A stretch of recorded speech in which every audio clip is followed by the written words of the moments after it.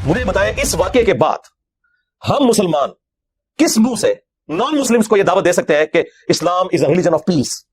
تو کہیں گے اے پیس کہ مارنے والے بھی مسلمان، مرنے والے بھی مسلمان، مارنے والا بھی اپنے آپ کو شہید سمجھ رہا ہے اور جسے مارا جا رہا ہے وہ بھی اپنے آپ کو شہید سمجھ رہا ہے، داڑھی اس نے بھی رکھی ہوئی ہے، داڑھی اس نے بھی رکھی ہوئی ہے۔ اسلام میں تو آپ کسی غیر مسلم کی عبادت گاہ کے اوپر بھی اس طریقے سے حملہ نہیں کر سکتے، اور ایک اللہ، ایک رسول، ایک قرآن کے ماننے والے دین کے نام کے اوپر یہ سب کچھ کر رہے ہیں، اور پھر فخریہ وہ ذمہ داری قبول کرتے ہیں کہ جی ہم نے یہ کارنامہ کیا۔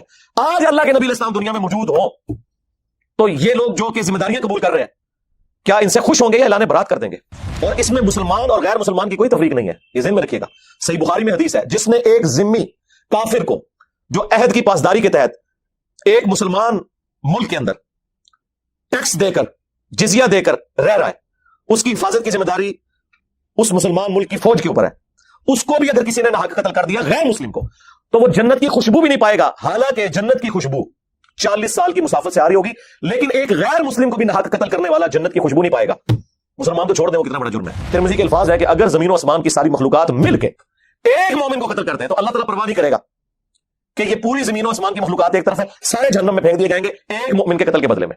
اور اس کو سپورٹنگ وہ بخاری کی حدیث ہے، جب حضرت عمر فاروق رضی اللہ تعالیٰ عنہ کے سامنے ایک قتل کا مقدمہ پیش ہوا اور آپ رضی اللہ تعالیٰ عنہ کو بتایا گیا کہ اس میں فلاں گاؤں والے شامل ہیں، تو آپ نے فرمایا اگر پورا گاؤں بھی شامل ہوا نا، میں سب کو اس کے بدلے میں قتل کرواؤں گا۔ میں سلوٹ کرتا ہوں افغانستان کی گورنمنٹ کو، حالانکہ میں ان سے ایکسپیکٹ نہیں کر رہا تھا جتنے آج کل وہ ہارڈ لائنر ہوئے ہیں پاکستان کے حوالے سے، کہ انہوں نے اس واقعے کو کنڈیم کیا، اور اس کے پیچھے بھی میں سمجھتا ہوں سوشل میڈیا کا کردار ہے۔ انہیں آئیڈیا ہو گیا کہ یار یہ تو اب دنیا پڑھ لکھ گئی ہے میرے بھائی، کیا لوگ جاہل ہیں، لوگوں کو نہیں پتا کہ اس طرح کی ایکٹیویٹیز پرفارم کر کے آپ عزت بنائیں گے؟ تو انہیں آئیڈیا ہوا کہ لوگ تو مذہبی طبقے سے متنفر ہو رہے ہیں، تو سب سے پہلے انہوں نے ایک آفیشیل بیان جاری کیا افغانستان والوں نے کہ جی ہم اس واقعے کی مذمت کرتے ہیں، اس طرح کا کوئی واقعہ مسلمانوں کے اوپر کرنا حرام ہے، اور مسجد میں تو کرنا بدرجہ اولا حرام ہے۔ ماشاءاللہ، بس اتنی سی بات تھی۔ ادھر جو ماشاءاللہ مجاہدین تھے نا، ان کا وضو بھی ٹوٹ گیا۔ جو کل تک فخریہ کہہ رہے تھے ہم نے یہ کارنامہ کیا، انہوں نے کہا جی ہمارا اس کارنامے سے کوئی تعلق نہیں ہے۔ آپ نے صدیوں سے مسلمانوں سے جھوٹ بولا ہے کہ جی مسلمان تھوڑے تھے تو کافروں پر غالب آ گئے۔ وہ اس لیے آئے کہ جب خالد بن ولید یہاں سے تلوار لے کے نکلے نا، تو رومن جنرل نے بھی تلوار ہی اٹھائی ہوئی تھی۔ اگر اس کے ہاتھ میں کلاشنکوف یا لیزر گائیڈڈ کوئی گن ہوتی تو حضرت خالد بن ولید تو اپنی فورس سے باہر بھی نہیں نکل سکتے تھے، 2 کلومیٹر دور سے اس نے شہادت تک پہنچا دینا تھا۔ پھر سب سے بڑا ڈفرنس جو آ گیا وہ ایئر فورس کے اندر ہے۔ امریکن فوج کو 20 سال لگنے تھے یہاں افغانستان میں، 1-2 سال کی گیم تھی، بھاگ جانا تھا انہوں نے۔ اس لیے نہیں کہ وہ بسم اللہ پڑھ کے بم پھینکتے تھے جناب۔ طالبان نے اگر کامیابی حاصل کی ہے تو تلواروں کے ذریعے نہیں کیا ہے، ان کے پاس بھی لیٹسٹ اسلحہ تھا رشیا کا دیا ہوا، رشیا اپنا بدلہ اتار رہا تھا۔ جی ہاں، کسی بزرگ کی دعا سے نہیں وہ جیتے۔ اور پولیٹیکل لیڈرز کا یہ حال ہے کہ ایک ٹیبل پہ بیٹھنے کے لیے تیار نہیں ہے۔ کتنی اکڑ ہے، یعنی کامن ایشوز کے اوپر بھی بیٹھنے کے لیے تیار نہیں ہو رہے۔ یار اکانومی پہ بیٹھے، میں نے کئی دفعہ کہا کہ چارٹر آف اکانومی اور چارٹر آف ڈیموکریسی یہ دو لکھ لیے جائیں۔ حکومت کوئی بھی ہے دوسرے پہ ملبہ نہیں ڈال سکتی کہ انہوں نے IMF سے معاہدہ کیا تھا، ہمارا کیا لینا دینا۔ سب کے سائن ہو، چاہے اپوزیشن لیڈر ہے چاہے وہ پرائم منسٹر ہے، تاکہ جب بھی کوئی حکومت چینج ہو اس کے اوپر کوئی کسی کے ساتھ گیم نہ کر سکے، جس طرح آج کر رہے ہیں۔ اب خان صاحب کو پتا ہے وہ جاتے ہوئے کیا کر کے گئے، لیکن ماشاءاللہ پوری دلیری سے باتیں کر رہے ہیں اور ان کا سودا بک رہا ہے۔ اور یہ جو چیمپئن آگے سنایا کرتے تھے ہمیں کہ جناب ایک دفعہ ہمیں حکومت دے تو ہم یہ کر دیں گے وہ کر دیں گے، ان کی نیلی بھی آپ کے سامنے کھل کے آ چکی ہے۔ اب یہ کہہ رہے ہیں ہمیں تو اندازہ ہی نہیں تھا کہ اتنی بڑی تباہی ہوئی ہے، تو سرکار پھر اڑدا تیر بغرض لیا کیوں چیز ہے جی اندازہ نہیں سی تو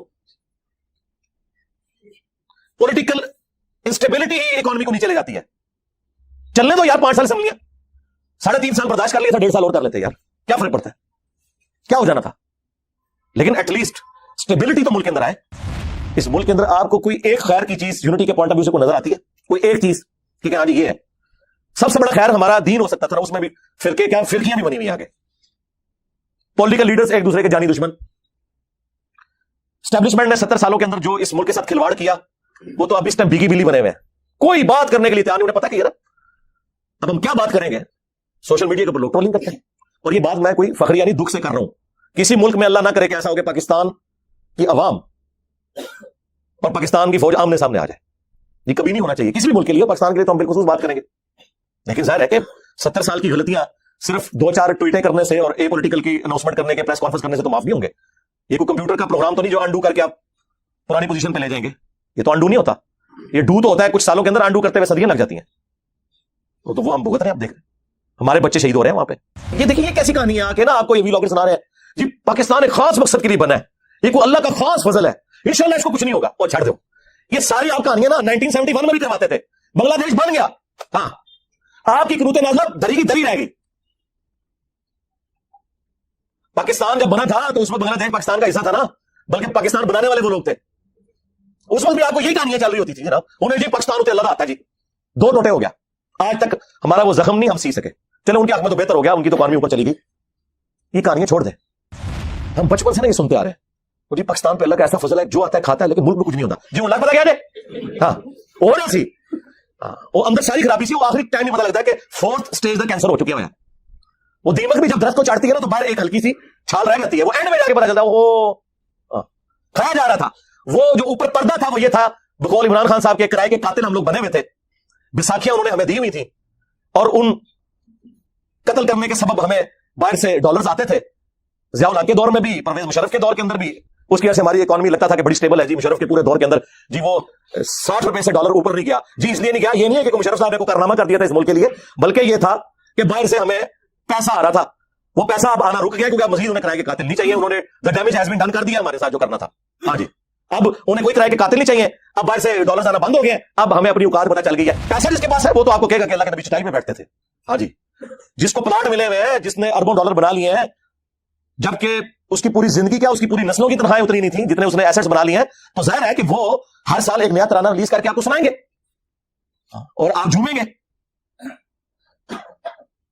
یہ باتیں ہم اس وقت کرتے تھے جب یہ باتیں کرنے پہ پی ٹی آئی والے ہمیں کہتے تھے علی بھائی آپ کو کچھ پتا نہیں. ہاں انہوں پتا لگا کہ انہوں پتا ہے تو وڈے نو یا منو وہ تو وڈا یہی گلا کرتا ہے جی میں کرنا. ایک لادہ بات ہے کہ وڈا بہت ہی آگے نکل گیا.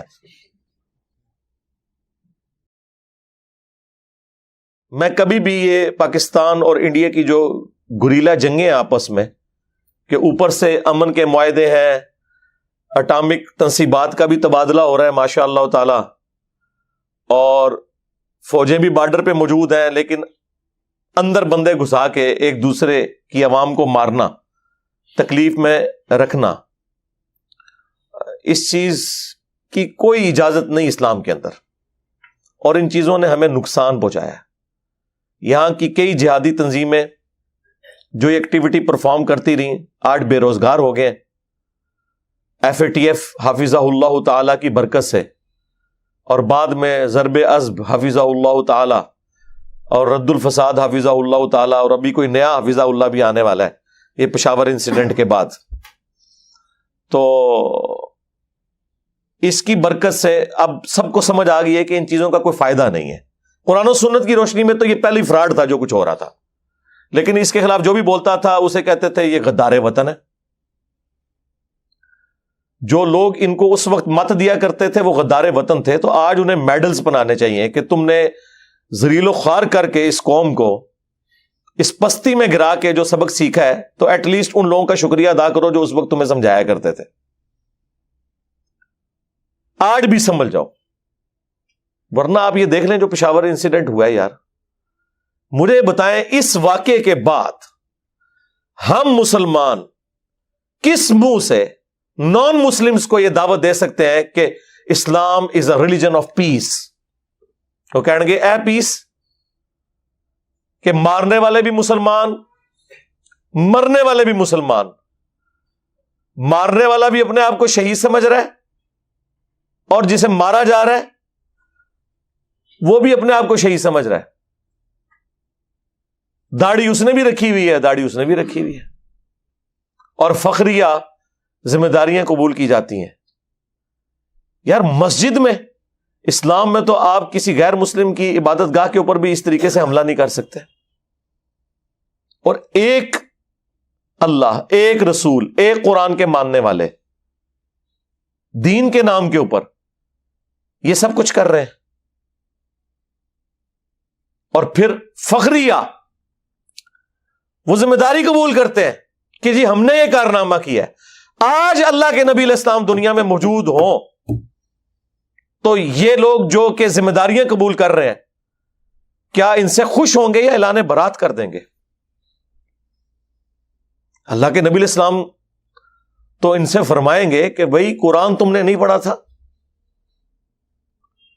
سورۃ المائدہ کی آیت نمبر 32 کہ جس نے ایک جان کو ابھی ناحق قتل کیا سوائے 2 استثناء کے، کہ قتل کے بدلے قتل ہو رہا ہو، اور وہ بھی جوڈیشری کے تھرو قاتل کو قتل کیا جائے گا. یہ نہیں کہ انہوں نے ہمارے اتنے بندے مارے ہم اتنے مار دیں گے نہ.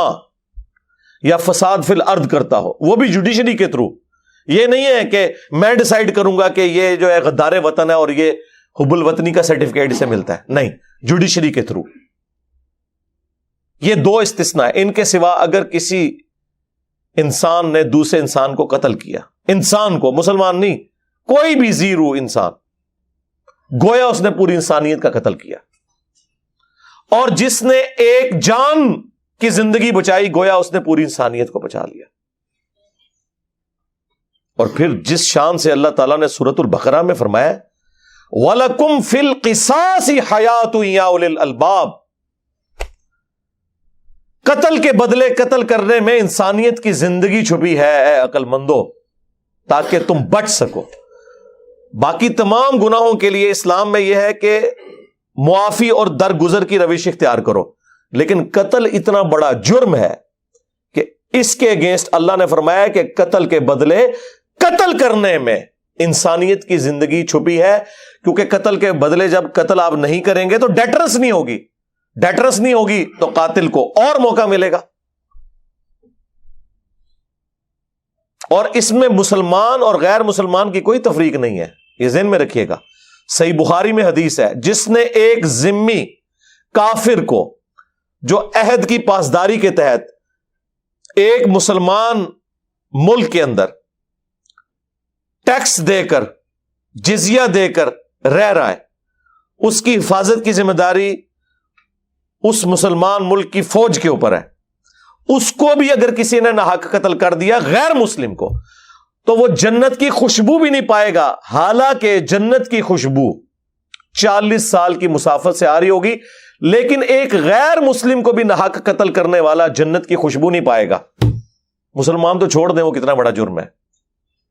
وہ اتنا بڑا جرم ہے کہ سنن نبی داؤد میں حدیث ہے کہ اللہ تعالیٰ یا تو شرک کو معاف نہیں کرے گا قیامت کے دن, جو سورہ النساء میں 2 دفعہ آ چکا ہے, ان اللہ لا یغفر ان یشرک بہ ویغفر ما دون ذلک لمن یشاء. یعنی اگر کوئی دنیا سے بغیر توبہ کے گیا, توبہ اگر کر لی تو معافی ہے. وہ تو سورۃ الفرقان میں ہے کہ ہم شرک کے کانٹیکسٹ میں کہ ہم گناہوں کو بھی نیکیوں سے بدل دیں گے اگر مرنے سے پہلے توبہ کر لی. لیکن اگر بغیر توبہ کے مر گیا کسی مؤمن کو قتل کرنے والا, تو وہ بھی قیامت والے دن اللہ کے حضور قابل معافی نہیں ہے. 2 لوگ قابل معافی نہیں ہے, نمبر 1 شرک کرنے والا, اور نمبر 2 ایک مؤمن کا قتل ناحق کرنے والا. اس کے اوپر تو کتنی احادیث ہیں, بخاری اور مسلم دونوں میں حدیث ہے کہ قیامت کے دن سب سے پہلے قتل کے مقدمے کا فیصلہ ہوگا.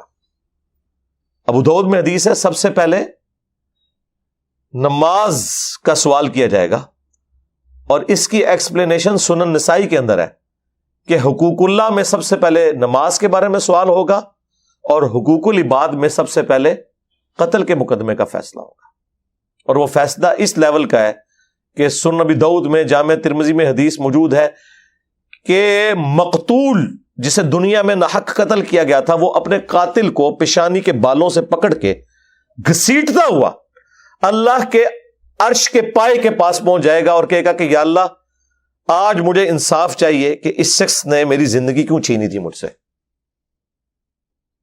یعنی اس کی اتنی فریگنس ہوگی, اور نبی اسلام کے الفاظ ہیں کہ اس کی رگوں سے خون بہ رہا ہوگا, اور اس نے اپنے قاتل کو پکڑا ہوگا پیشانی کے بالوں سے. اتنا سینسٹیو ایشو.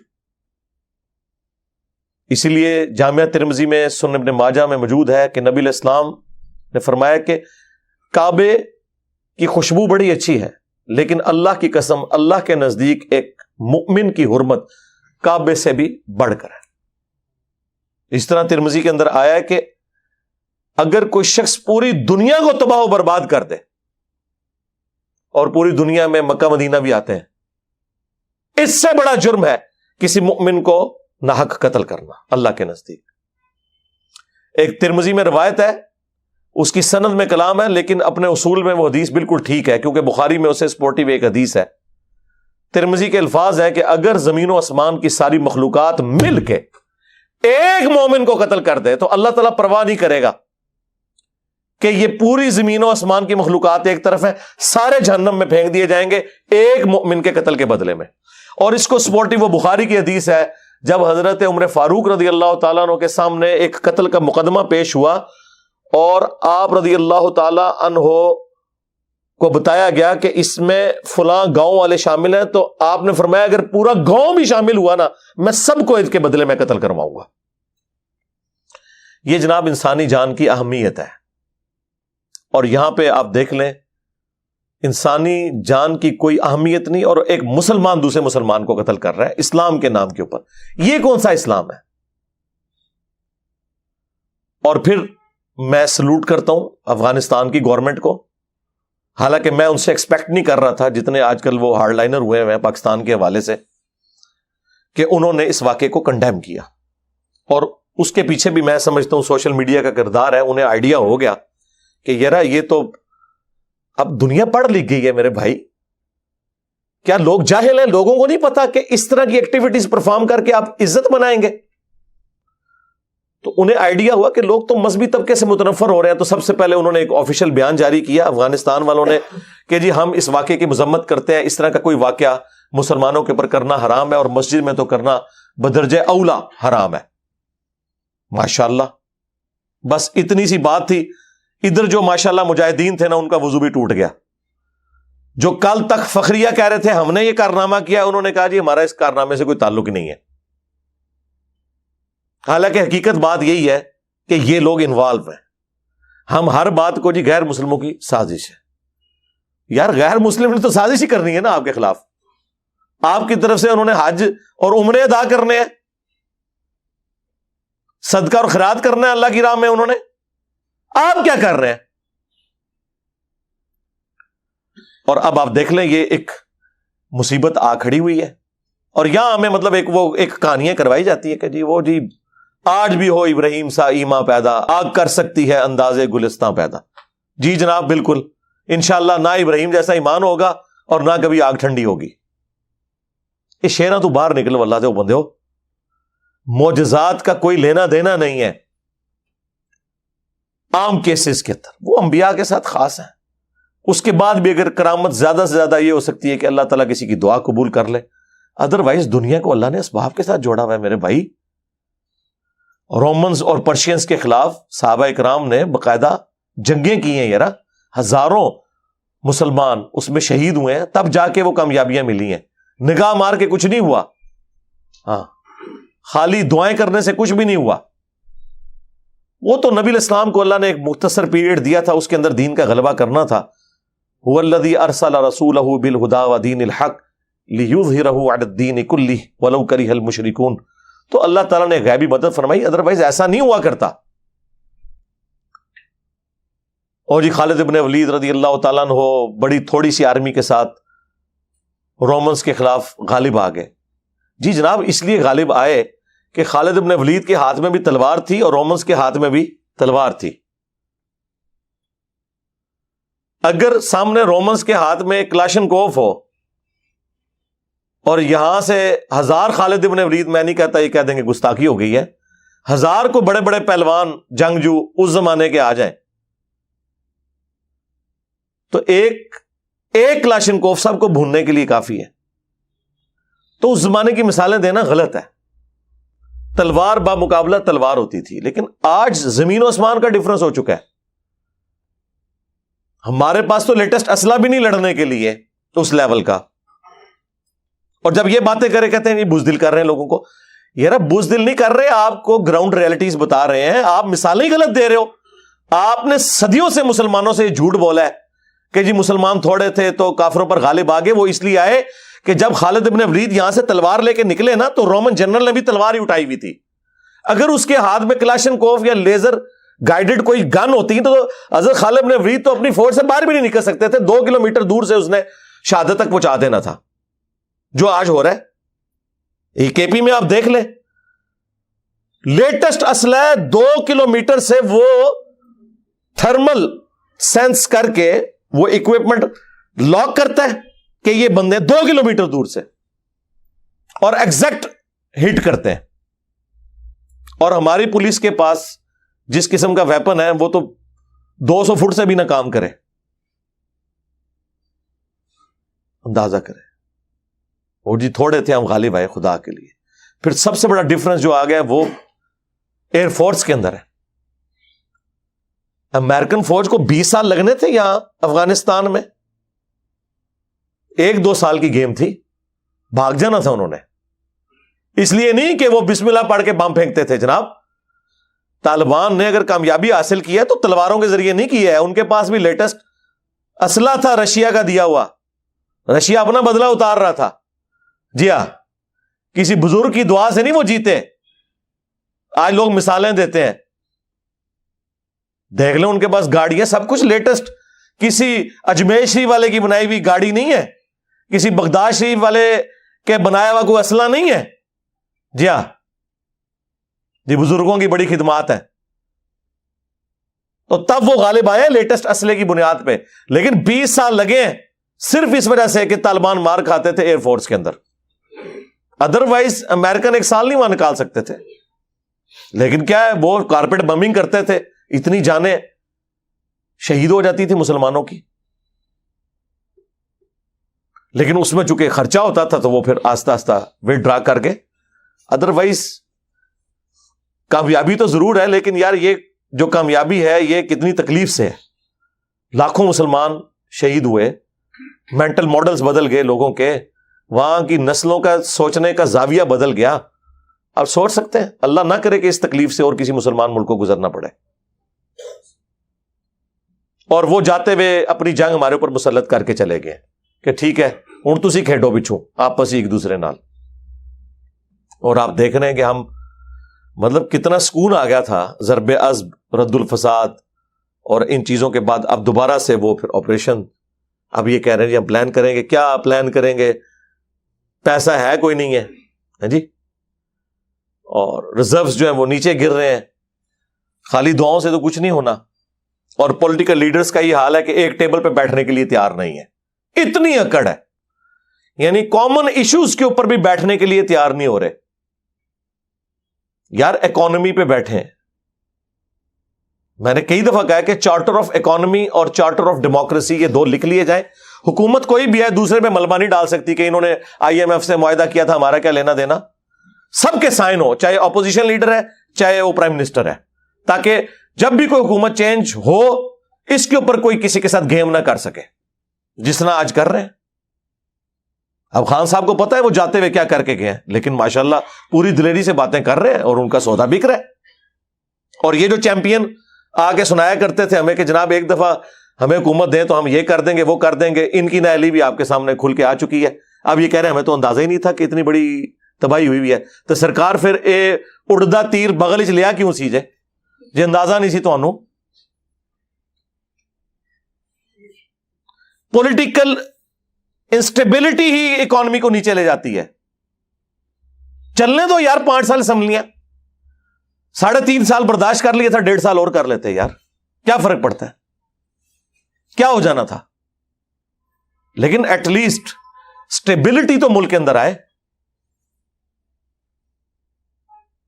اب پرائم منسٹر نے وہ آل پارٹی کانفرنس بلائی ہے, خان صاحب کہہ رہے میں نے نہیں جانا. ٹھیک ہے سرکار, اگر آپ کی ایگو ہرٹ ہو رہی ہے آپ نہ جائیں, اپنا ریپ کوئی بھیج دیں یار.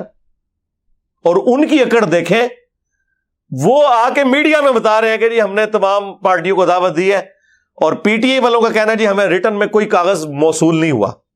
تو اس کا تو مطلب اگر یہ صحیح کہہ رہے ہیں, وہ کل میں پرویز خٹک صاحب کا بیان سن رہا تھا کہ آپ ریٹن میں بلائیں, اگر یہ بیان ٹھیک ہے تو سرکار یہ تو آپ لوگ 2 نمبری کر رہے ہیں حکومت میں بیٹھ کے, کہ آپ لوگ صرف پولیٹیکل گیم کر رہے ہیں کہ آگے میڈیا کو بتا رہے ہیں کہ ہم نے پارٹیز کی کانفرنس بلائی ہے. کیا گورنمنٹ میں اس طریقے سے معاملات ہوتے ہیں؟ ہر چیز ڈاکومنٹ میں ہوتی ہے. اتنی اکڑ ہے, ایک کاغذ نہیں آپ لوگ لکھ سکتے. ہاں کاغذ لکھیں, میڈیا پہ دکھائیں کہ یہ ہم نے خان صاحب کو کاغذ لکھا ہے, وہ نہیں آ رہے. ٹھیک ہے, پھر پاکستانی عوام کا کام ہے کہ خان صاحب سے پوچھے گی کہ ہاں جناب اب یہ کسی ذات کے جھنڈے کے لیے نہیں بیٹھ رہے, ملک کے لیے بیٹھ رہے. پھر نہ وہ بیٹھے تو دیکھیں پھر قوم ان سے خود پوچھے گی.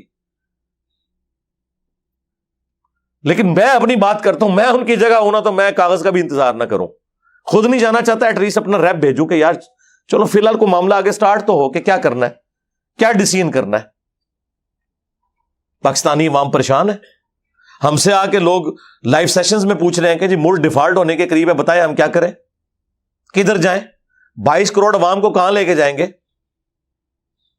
اگر خدا نہ خواستہ کوئی ایسا مسئلہ ہوتا ہے تو ہماری کیا ذمہ داری بنتی ہے؟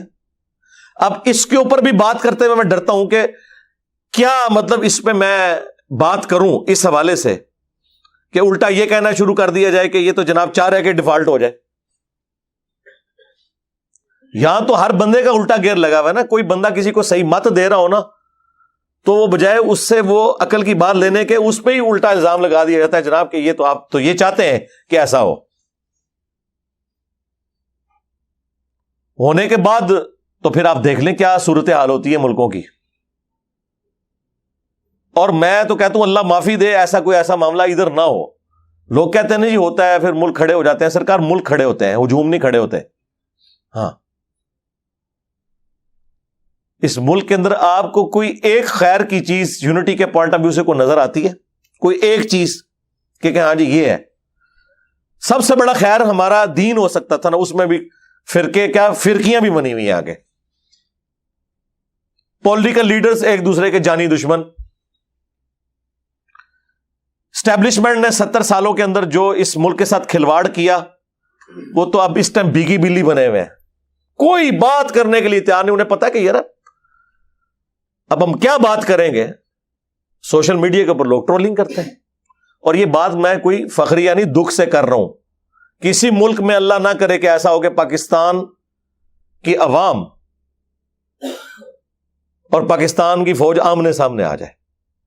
یہ کبھی نہیں ہونا چاہیے کسی بھی ملک کے لیے, اور پاکستان کے لیے تو ہم بالخصوص بات کریں گے. لیکن ظاہر ہے کہ 70 سال کی غلطیاں صرف 2-4 ٹویٹیں کرنے سے اور اے پولیٹیکل کی اناؤنسمنٹ کرنے کے پریس کانفرنس کرنے سے تو معاف نہیں ہوں گے. یہ کوئی کمپیوٹر کا پروگرام تو نہیں جو انڈو کر کے آپ پرانی پوزیشن پہ لے جائیں گے. یہ تو انڈو نہیں ہوتا, یہ ڈو تو ہوتا ہے. کچھ سالوں کے اندر انڈو کرتے ہوئے صدیاں لگ جاتی ہیں. تو وہ ہم بھگت رہے ہیں, آپ دیکھ رہے ہیں ہمارے بچے شہید ہو رہے ہیں وہاں پہ. اور آپ لوگوں کو تو اندازہ نہیں ہے, کے پی میں تو لوگ پولیس اور فوج کی نوکریاں بھی چھوڑ دیتے ہیں. ان کے گھر والوں کو آگے تھریٹ کرتے ہیں وہ کہ اس کو واپس بلاؤ ورنہ یہ فیملی کو قتل کر دیں گے.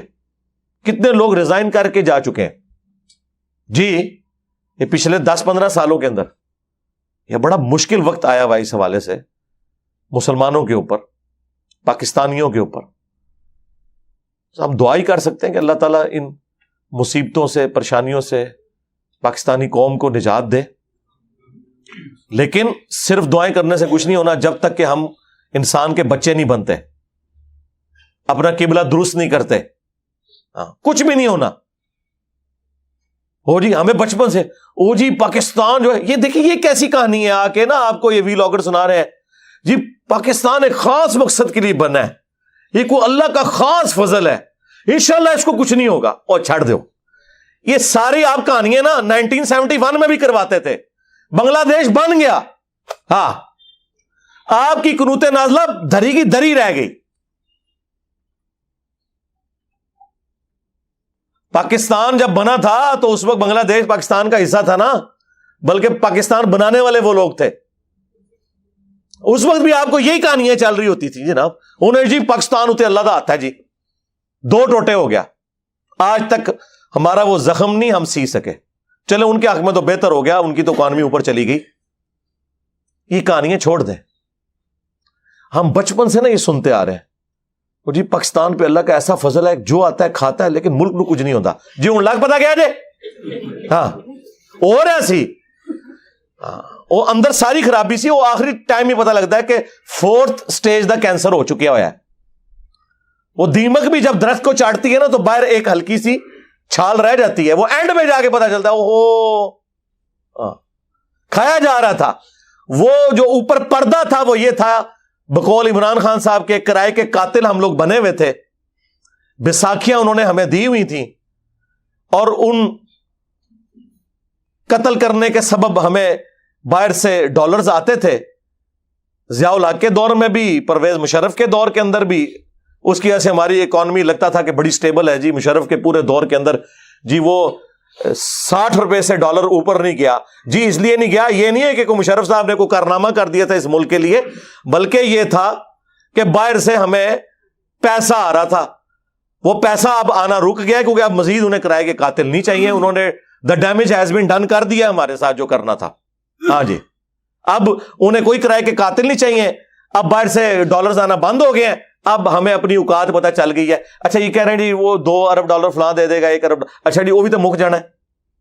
جس طرح جب ایک باپ مرتا ہے اور اولاد بجائے کاروبار کرنے کے اس کا پیسہ کھانا شروع کرتے تو جائیداد تو ایک دن ختم ہی ہو جاتی ہے نا.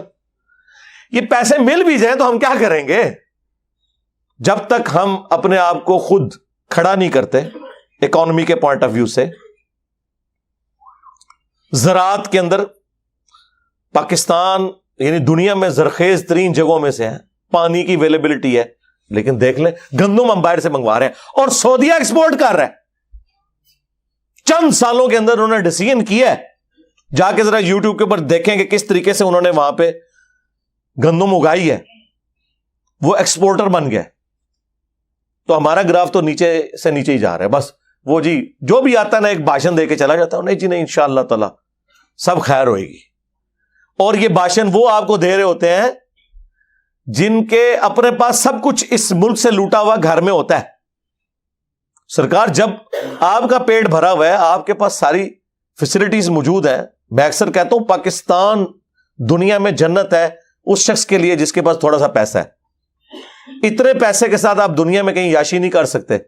یا جس ملک میں 4-5 ہزار روپے میں پورا مہینہ کام کرنے والی آپ کو مل جائے, جائیں ذرا یورپ اور امریکہ میں 2 ہفتے بعد کام کرنے والی آتی ہے اور آپ سوچ نہیں سکتے, افورڈ ہی نہیں کو کر سکتا, اس لیے سب لوگ کام اپنا خود کرتے ہیں. ایک ریزن یہ بھی ہے, تو دسیا جاتا ہے بڑے محنتی نے, محنتی وونتی کوئی نہیں نے, وہ گل ہے کہ افورڈ نہیں کر سکتے. آپ کو کہتے ہیں وطن کی مٹی سے بڑا پیار ہے اس لیے لاش ادھر آ رہی ہے, اس لیے نہیں سرکار وہاں پہ قبر بہت مہنگی ہے اس لیے لاش ادھر آتی ہے. ہاں سانو کہانیاں نہ کراؤ, سانو پتہ ہے. اللہ دے بندے ہو. تو یہاں پہ صورتحال آپ کے سامنے, پیسہ جس کے پاس ہے وہ تو آپ کو کہے گا کہ اللہ کے نبی چٹائی پہ بیٹھتے تھے. ہاں جی, جس کو پلاٹ ملے ہوئے ہیں, جس نے اربوں ڈالر بنا لیے ہیں, جبکہ اس کی پوری زندگی کیا اس کی پوری نسلوں کی تنخواہیں اتنی نہیں تھیں جتنے اس نے ایسٹس بنا لیے ہیں, تو ظاہر ہے کہ وہ ہر سال ایک نیا ترانہ ریلیز کر کے آپ کو سنائیں گے اور آپ جھومیں گے. یہ باتیں ہم اس وقت کرتے تھے جب یہ باتیں کرنے پہ پی ٹی آئی والے ہمیں کہتے تھے علی بھائی آپ کو کچھ پتا نہیں. ہاں ہوں پتا لگا کنوں پتا ہے, تواڈے وڈے نو یا منو, ہوں تواڈا وڈا بھی وہی گلاں کردا ہے جہڑیاں میں کرنا. ایک لازہ بات ہے کہ وڈا ہوں بہت ہی آگے نکل گیا. تو اللہ سے ڈرے, ریالٹی کو سمجھیں, یہ جذباتی باتیں چھوڑ دیں. اللہ خیر کرے گا, اللہ تب خیر کرے گا. اللہ تعالیٰ نے واضح سورۃ الانفال میں فرمایا کہ اللہ تعالیٰ نے کبھی کسی قوم سے نعمت نہیں بدلی جب تک کہ وہ خود ایسے کرتوت نہ کر لیں کہ اللہ تعالیٰ ان سے نعمت وہ چھین لے. اسی کو وائس ورسا کر لیں کہ اللہ تعالیٰ کسی قوم کی حالت کبھی بہتر نہیں کرے گا جب تک کہ وہ اپنے حالات و واقعات کو دیکھتے ہوئے اپنے حالات و واقعات کی روشنی میں تناظر میں ایفرٹ پٹ کر کے اپنے حالات بہتر نہیں کر لیتا. اللہ تعالیٰ نے کیوں حالت بدلنی ہے؟ اللہ نے دنیا کو اس باپ کے ساتھ جوڑا ہوا ہے. یہ نہیں ہے کہ آپ نے دروشی پڑھنا ہے تو آپ کا پیٹ بھر جانا ہے, 10 دفعہ سورہ اخلاص پڑھنی ہے تو آپ کی پیاس ختم ہو جانی ہے. نہ سرکار, ایسے نہیں ہوتا. پتہ ان کو بھی ہے کہ ایسے کچھ نہیں ہوتا, لیکن بس قوم کو تسلیوں پہ لگایا ہوا ہے.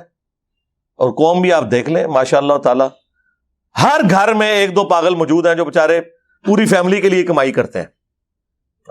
پاکستان میں تو یہی ہے. آج یہ باہر سے ریمیٹنس ختم ہو جائے, آج یہ چیریٹی والا معاملہ تل پٹ ہو جائے, تو آپ دیکھیں ادھر کیا حالات و واقعات بنے. اللہ نہ کرے گا ایسا ہو. دعا تو ہم کر سکتے ہیں, لیکن جب تک کرتوت اپنے ٹھیک نہیں کریں گے, ہر بندہ ایمانداری کے ساتھ اپنا کام نہیں کرے گا, بجائے ایک دوسرے کے کاموں میں لچ تلنے کے اپنے کاموں کے اوپر توجہ نہیں دیں گے, پھر اسی طرح ہم پٹتے رہیں گے. بس صرف تقریریں آپ سن لیں, بھاشن آپ سن لیں, باقی جو ہے وہ آپ صورتحال آپ کے سامنے. اب چونکہ پرویز مشرف صاحب کا بھی ذکر ہوا ہے, ابھی یہ پبلک سیشن شروع کرنے سے پہلے ہی مجھے پتا چلا کہ ان کی ڈیتھ ہو گئی ہے. انا للہ و انا الیہ راجعون. دبئی میں وہ تھے زیر علاج ایک امریکن ہاسپٹل کے اندر کچھ عرصے سے، آلموسٹ 80 ایئرس ایج تھی ان کی، اور ابھی یہی گیم چل رہی ہے کہ وہ ان کی ڈیڈ باڈی یہاں شفٹ ہوگی کہ نہیں، ہو جانی چاہیے یار، بندہ مر گیا، اب اپنے انجام کو پہنچ چکا ہے، اللہ کو خود جواب دے ہے۔ بحیثیت انسان تو ہم یہی دعا کریں گے اللہ تعالیٰ ان کی غلطیوں سے درگزر فرمائے، اور کوئی اگر کوئی نیکی کے کام انہوں نے کیے ہیں تو ان کا اجر اللہ تعالیٰ ان کو دے۔ باقی ظاہر ہے کہ لا تزر وازرۃ وزر اخری، کوئی جان بوجھ اٹھانے والی قیامت کے دن دوسرے کے گناہوں کا بوجھ نہیں اٹھا سکتی، وہ تو اللہ تعالیٰ کا واضح فیصلہ ہے۔ پرویز مشرف صاحب کی زندگی جو ہے وہ کنٹروورسی سے عبارت ہے، چند ایک ان کے اچھے کام بھی ہیں، پہلے میں ان کا ذکر کر لوں، اور برے کام تو آپ سب کو پتہ ہی ہیں، وہ سارے پولیٹیکل لیڈرز آپ کو بتاتے رہتے ہیں۔ جو میں نے ان کے اندر ایک اچھی چیز دیکھی اس حوالے سے، دو کام ہی مجھے ایک اچھے لگے ان کے جو انہوں نے اپنی حکومت کے دوران کیے۔ ایک تو جو انہوں نے نیسکوم کا ادارہ بنایا ڈاکٹر سمن مبارک مند صاحب کی سربراہی میں 99-2000 کے اندر، پاکستان کی مختلف ڈیفنس جو آرگنائزیشنز تھیں وہ سکیٹرڈ فارم کے اندر تھیں، ان کو ایک پلیٹ فارم پہ اکٹھا کیا، نیسکوم ادارہ بنایا، اس میں NDCB، PMOB، AWCB اور باقی ادارے، یہ ایک انہوں نے بہت اچھا کام کیا اور ہیوی بجٹ رکھا۔ پاکستان کا جو اٹامک پروگرام ذوالفقار علی بھٹو نے شروع کیا تھا اسے اپنے کلائمیکس پہ پہنچایا نواز شریف صاحب نے۔ پاکستان کا جو میزائل پروگرام بے نظیر بھٹو نے شروع کیا تھا اسے اپنے ایپیکس کے اوپر اگر کسی نے پہنچایا تو وہ پرویز مشرف صاحب تھے۔ یہ نیسکوم کا ادارہ بیسیکلی اسی میزائل ٹیکنالوجی کے حوالے سے ہی سارے معاملات لے کے چل رہا ہے۔ چونکہ میرا بھی تعلق رہا ہے اسی ادارے میں، ایک سب اس کی آرگنائزیشن NDC کے اندر، تو جتنی انفارمیشن ہم ایک پبلکلی شیئر کر سکتے ہیں اتنی تو ہم کر سکتے ہیں، باقی جو چیزیں ہیں وہ تو آپ کو پتہ ہے ایک کانفیڈینشیل ہوتی ہیں، وہ تو ہم ڈسکس نہیں کر سکتے، لیکن یہ ایک ان کی بہت بڑی کنٹریبیوشن تھی بجٹ کے پوائنٹ آف ویو سے بھی اور نیسکوم کے ادارے کو اسٹیبلش کرنے کے اعتبار سے بھی۔ 2002 کے اندر آپ کو پتا ہے انڈیا اپنی فوجیں لے کے بارڈر پہ آ گیا تھا اور بالکل ٹل نہیں رہا تھا، اس وقت دن رات ایک کر کے ہم بھی اس ٹیم میں شامل تھے الحمدللہ۔ پاکستان نے اس وقت غوری میزائل کا ایک تجربہ کیا اور وہ تجربہ ہمارے جیلم شہر سے ہی ہوا تھا، قلعہ روہتاس کے پاس، کیا جگہ کا نام ہے، ٹلہ جوگیاں سے۔ تو اس کی اتنی دھاگ بیٹھی کہ انڈین فوج پھر بیک فٹ پہ چلی گئی۔ پاکستان کے پاس اس وقت ڈیٹرنس جو ہے نا وہ پاکستان کا اٹامک پروگرام ہی ہے، ادروائز عددی اکثریت تو انہیں حاصل ہے، وہ ڈرتے ہیں تو ہمارے اس میزائل پروگرام سے۔ خالی اٹامک بم تو کوئی چیز نہیں ہے اگر آپ کے پاس میزائل نہیں ہے، کیونکہ میزائل کے بغیر آپ اٹامک ویپن کہیں پہ پھینک نہیں سکتے۔ جہاز کے ذریعے تو یہ نہیں لے کے جایا جا سکتا، اس کی وجہ یہ ہے کہ جہاز کو تو ٹارگٹ کیا جا سکتا ہے، اس کی سپیڈ تو اتنی نہیں ہوتی، لیکن میزائل کی جو سپیڈ ہے اس کے لیے اینٹی بلسٹک میزائل بنانا، یہ ٹیکنالوجی تو بہت تھوڑے ملکوں کے پاس ہے، اور وہ بھی بیک وقت اگر اتنے زیادہ میزائل فائر کر دیے جائیں تو پھر تو اس کو کوئی ہینڈل کر نہیں سکتا۔ اس لیے میزائل پروگرام کے بغیر آپ کا اٹامک ویپن کسی کام کا نہیں ہے۔ تو اس اعتبار سے پاکستان نے ماشاءاللہ غوری میزائل، پھر شاہین اور پھر بابر، غزنوی، یہ مختلف ماشاءاللہ پوری سیریز شروع ہوئی اور وہ اوپر تک گئیں۔ یہ میں مشرف صاحب کو ایک کریڈٹ اس حوالے سے دوں گا کہ یہ ان کی بہت بڑی ایک کنٹریبیوشن تھی اس وقت۔ اور دوسرا جو ان کا ایک کام جو شاید اس وقت کی بھی ضرورت تھا پھر بھی انہیں کریڈٹ ملتا ہے کہ میڈیا کو آزاد کیا گیا، پرائیویٹ ٹی وی چینلز شروع ہوئے، اسی وقت آپ کو پتا ہے جیو آیا، پھر ARY اور باقی چینلز شروع ہوئے 2002-03 کے اندر، اور اس کی برکت یہ ہوئی کہ انڈیا جو میڈیا کی ایک وار پاکستان کے اوپر تھوپے ہوئے تھا اس کا مقابلہ پی ٹی وی نہ اس وقت کر سک رہا تھا نہ آج. ظاہر ہے کہ جب آپ ٹیلنٹ کی بجائے سفارشی لوگ بھرتی کریں گے وہ آپ کو کیا آؤٹ پٹ دیں گے. لیکن پرائیویٹ چینلز کے اندر ٹیلنٹ کے اوپر لوگ سامنے آئے اور ماشاء اللہ تعالی جس طریقے سے انہوں نے پاکستان کا مقدمہ لڑا, یہ کریڈٹ بھی مشرف صاحب کو جاتا ہے کہ ان کے دور کے اندر یہ آزادی میڈیا کی آئی, اگرچہ اس کے سب سے بڑے وکٹم وہ خود بھی بنے. یہ وکلاء کی تحریک کبھی کامیاب نہیں ہونی تھی اگر اس وقت میڈیا آزاد نہ ہوتا. مجھے ابھی بھی یاد ہے کہ وہ پوری رات پروگرام جیو پہ چل رہا تھا اور کامران خان صاحب اس وقت جیو پہ ہوتے تھے اور وہ لائیو کوریج آ رہی تھی کہ جی اب قافلہ وہاں سے نکل پڑا ہے, اب نواز شریف صاحب نے جوائن کر لیا ہے. پھر گجرانوالہ جب پہنچے اس وقت خیر آرمی بھی تنگ آ چکی تھی مشرف سے, اور پاکستان میں کوئی بھی اس طرح کی چیز اس وقت تک کامیاب نہیں ہوتی جب تک سائیوں کا ہاتھ نہ پیچھے ہو. تو اس وقت جو آئی ایس آئی کے چیف تھے کیانی صاحب, جو بعد میں آرمی چیف بھی بنے, وہ وکلاء تحریک میں فیول بھر رہے تھے. وہ بھی چاہتے تھے کہ اس سے جان چھوٹے کیونکہ اگلا نمبر ان کا تھا, تو ان کی سپورٹ بھی تھی. بہرحال وکلاء نے قربانی دی. ہم بڑی امید کر رہے تھے کہ اس کے بعد افتخار چودھری صاحب آ کے کچھ کنٹریبیوٹ کریں گے عدلیہ کو, لیکن سوائے اس کے کہ ایک عدلیہ ایک اور پاور بن کے ابھرا پاکستان میں اسٹیبلشمنٹ کے مقابلے پہ, اب دو ہی پاورفل یہاں پہ ادارے ہیں, ایک جوڈیشری کا جس کی کوئی اکاؤنٹیبلٹی نہیں ہے اور دوسرا فوج کا جس کی کوئی اکاؤنٹیبلٹی نہیں ہے. وہ انٹرنلی جو ہے وہ ہمیں بھی پتہ ہے, آپ کو بھی پتہ ہے, چھوڑ دیں. یہ دو ادارے بس. یہ جوڈیشری کو خود فائدہ ہوا کہ 9 بجے کے خبر ناموں میں ان کی خبریں آنا شروع ہو گئیں. اب وہ خبریں نہیں ہوتی ہیں, وہ عدالت نامہ ہوتا ہے. آج فلاں کو بیل مل گئی, آج فلاں کا کیس لگ گیا, اور وہ فلاں بھی وہ جو پولیٹیکل فگرز ہیں. غریب آدمی بیچارہ ذلیل ہو رہا ہے. ہاں اس وقت بھی ذلیل ہو رہا تھا, اب بھی ذلیل ہو رہا ہے. بہرحال وہ وکلاء کی تحریک کی وجہ سے یہ سارا کچھ ہوا.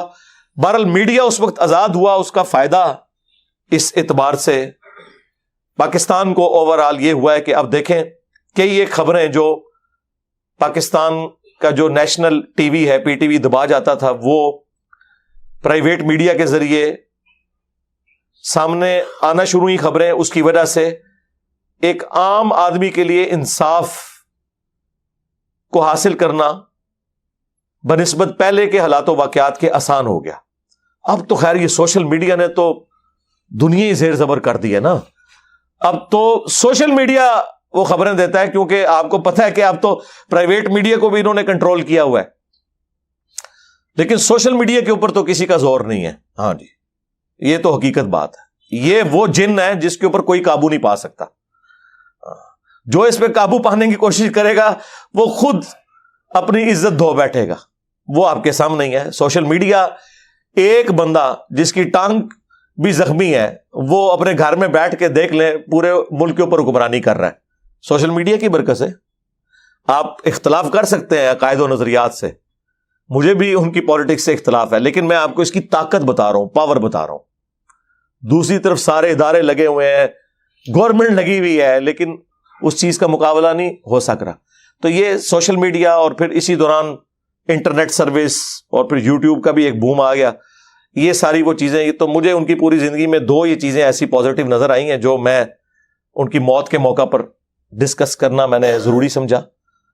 باقی جو نیگیٹو پوائنٹ ہے وہ تو ظاہر ہے کہ بہت بڑے لیول کے ہیں. پاکستان کو جو لاس پہنچا, اب یہ ساری باتیں میں اس لیے کر رہا ہوں کہ وہ کوئی ان کی پرسنل چیزیں نہیں ہیں. میں یہاں پہ ان کی پرسنل لائف ڈسکس نہیں کروں گا کہ ان کی ذاتی زندگی کیسی تھی, وہ ان کا اور اللہ کا معاملہ ہے. لیکن جو معاملات ان کی ذمہ داری سے ریلیٹڈ ہیں وہ قیامت تک ڈسکس ہوں گے. وہ تو اللہ تعالیٰ نے یوسف علیہ السلام کے بھائیوں کو معاف نہیں کیا جو ڈبل صحابی تھے. حضرت یعقوب علیہ السلام کے بھی صحابی تھے اور حضرت یوسف علیہ السلام کے بھی, لیکن آج تک برادران یوسف کی مثال دی جاتی ہے. وہ جب کوئی نقصان اس لیول کا ہوتا ہے پھر اس کو ہم ڈسکس کرتے ہیں, اس میں وہ کوئی غیبت کرنا نہیں ہوتا اور وہ کسی کا کوئی چھپا ہوا عیب سامنے لانا نہیں ہوتا, کیونکہ بخاری مسلم دونوں میں حدیث ہے, تم میں سے ہر شخص نگہبان ہے اس سے اس کی رعیت کے بارے میں پوچھا جائے گا. پھر نبی علیہ السلام نے فرمایا کہ ایک حاکم اپنی رعایا کے اوپر نگہبان ہے, اللہ تعالیٰ اس سے پوچھے گا کہ تو نے رعایا کے ساتھ کیا اس نے سلوک کیا, کیا انصاف پرووائڈ کیا. پھر نبی علیہ السلام نے فرمایا ایک مرد اپنی بیوی اور بچوں کے اوپر حاکم ہے. پھر نبی علیہ السلام نے فرمایا اسی حدیث میں ایک بیوی اپنے خاوند کے مال اور بچوں کے اوپر حاکم ہے, اس سے اس کے بارے میں پوچھا جائے گا. حتیٰ کہ بخاری اور مسلم دونوں میں حدیث موجود ہے کہ نبی علیہ السلام نے فرمایا کہ بدترین گڈریا اگر کوئی ہو سکتا ہے نا تو وہ ہے جو انسانوں کے اوپر حاکم بنایا گیا ہے. اگر وہ ان کے ساتھ انصاف نہیں کرے گا, زیادتی کرے گا, تو وہ جنت کی خوشبو بھی نہیں پائے گا. ہاں, یہ لوگوں کو شوق تو بڑا ہے پرائم منسٹر بننے کا, لیکن انہیں پتہ ہی نہیں ہے کہ اس کا انجام کیا ہونے والا ہے. پریزیڈنٹ بننے کا شوق تو تھا, لیکن اس کا انجام کیا ہونے والا ہے. تو مشرف صاحب کا پورا ایک ٹینیور جو ہے نا اس حوالے سے یعنی نیگیٹو چیزوں سے تو بھرا پڑا ہوا ہے, جس کی وجہ سے پاکستانی قوم نے بھگتا. سب سے پہلا دھچکا تو لگا یہ جو کارگر والا تماشا ہوا, جو انہوں نے کیا, اور اس ماڈرن دور کے اندر اس قسم کی حرکتیں کر کے اور اپنے آپ کو کہنا کہ ہم کوئی مجاہد ملت بن گئے ہیں. یار کن خوابوں کی دنیا میں رہ رہے ہو. نہ قرآن کی روح سے یہ اجازت ہے کہ گریلا وار کی جائے, سورۃ الانفال میں حرام قرار دیا گیا اس طرح کی وار کرنے کو. اور اللہ تعالیٰ فرمایا جب تک معاہدہ اعلانیہ نہیں توڑو گے کسی قوم کے خلاف تم جنگ نہیں ڈکلیئر کر سکتے. اسی وجہ سے مولانا مودودی رحمہ اللہ تعالیٰ نے 1948 میں پاکستان کی فوج کا کشمیر میں داخلے کے اوپر فتویٰ دیا تھا کہ یہ غلط ہے, اعلانیہ جنگ ڈکلیئر کریں, اندر کھانے والا یہ معاملہ نہ کریں کہ اوپر سے دوستی ہے اور اندر یہ. اور اسی کانٹیکسٹ میں حدیث جو میں نے اکثر بیان کی ہے ابو داؤد اور ترمذی میں کہ حضرت معاویہ رضی اللہ تعالیٰ عنہ کے دور میں جو رومن امپائر کے ساتھ ایک معاہدہ تھا, معاہدہ پورا ہونے سے ایک دن پہلے حضرت معاویہ نے لا کے بارڈر پہ فوج بٹھا دی کہ صبح ان پہ یکلخت حملہ کر کے ان سے علاقہ چھین لیں گے. تو ایک صحابی نے گھوڑے کو ایڑی لگائی اور فرنٹ پہ سامنے آ کے کھڑے ہو گئے کہ میں تمہیں یہ کام نہیں کرنے دوں گا, کیونکہ نبی علیہ السلام نے فرمایا تھا کہ جس قوم سے معاہدہ ہو جب تک اعلانیہ نہیں توڑو گے ان پہ حملہ نہیں کر سکتے. یعنی جنگ کے بھی اصول ہیں, یہ نہیں ہے کہ جی محبت اور جنگ میں سب کچھ جائز ہے. وہ ہمارے ایک ایکس ٹویٹر والے بھائی کہا کرتے تھے. تو ایسا نہیں ہے, اسلام میں رولز ہیں, ان کو آپ نے فالو کرنا ہے. بہرحال حضرت معاویہ نے پھر اپنا ڈیسیژن واپس لے لیا کہ ٹھیک ہے یار یہ کام ہم نہیں کریں گے, اگرچہ بظاہر دنیاوی فائدہ ہے لیکن ہم نے یہ کام نہیں کرنا. تو یہ کارگل والا جو معاملہ ہوا جس میں ہزاروں بچے شہید ہوئے, ان کی فیملیز کا کچھ عرصے تک تو پرسان حال کوئی رہا, بعد میں کوئی نہیں. نہ تو ان کو ڈی ایچ اے میں پلاٹ ملے, نہ کوئی انہیں کوئی ہیوی ڈیوٹی کوئی پینشن الاٹ ہوئی. ان شہداء کی فیملیز آج تک دنیاوی تکلیف کو کاٹ رہی ہیں. یہ ایک سب سے بڑا ان کا جرم. دوسرا جرم انہوں نے جو ایک لیجیٹمائز گورنمنٹ کو ماشاء اللہ کے ذریعے الٹ دیا, جو میں بار بار کہتا ہوں کم از کم یار 5 دفعہ اسمبلیاں چلنے دو. وہ آسما جہانگیر والی بات ہے کہ ہر تیسرے دن ایک پودا اکھاڑ کے کہنا ہے کہ یہ پودا بڑا کیوں نہیں ہو رہا. چلنے دو یار, ملک کو بڑا ہوگا. کبھی کسی حکومت نے اپنا وقت پورا نہیں کیا, اور جنہوں نے کیا ہے یہ پچھلی 3 گورنمنٹیں وہ آپ کے سامنے ہیں لولے لنگڑے طریقے سے. اور اب تو یہ پھر ایک اور تماشا لگا پچھلے سال اپریل کے اندر, وہ آپ کے سامنے. تو یہ جو انہوں نے حکومت ختم کی یہ ایک اور ان کے نامہ اعمال میں ایک چیز تھی جس کے بعد یہ سارے معاملات تل پٹ ہوئے. اور وہ تو پھر بعد میں پتا چلا نا کہ وہ کرائے کے قاتل چاہیے تھے امریکہ کو. 9/11 کے بعد وہ اپنے وہ معاملات سیدھے کر رہے تھے.